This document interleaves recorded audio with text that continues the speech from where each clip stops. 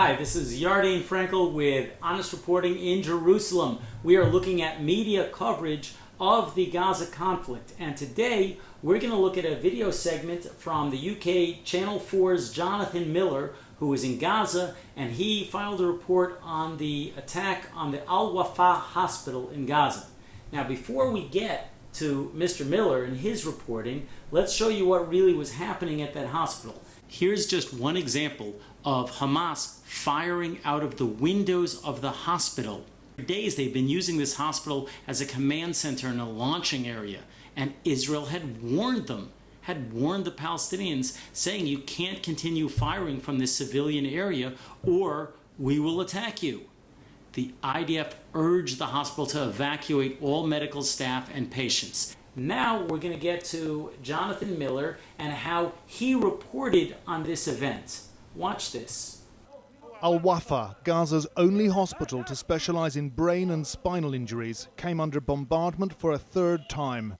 In the dark, without power, meaning the lifts didn't work, terrified patients were evacuated. But he doesn't mention that the hospital was being used by Hamas to launch attacks, even rocket launches right outside the hospital. Instead, he interviews a nurse from the hospital who had this to say. I don't know what they are doing that. The hospital is destroyed. What is the benefit? It is a hospital. It is a civil place. Then he interviews the director of the hospital, who is allowed to stand there and charge Israel with war crimes. It is a crime of humanity.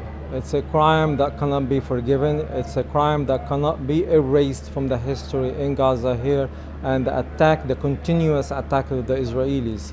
Geneva law, United Nations law prohibit any parties to get any hospital or medical clinic.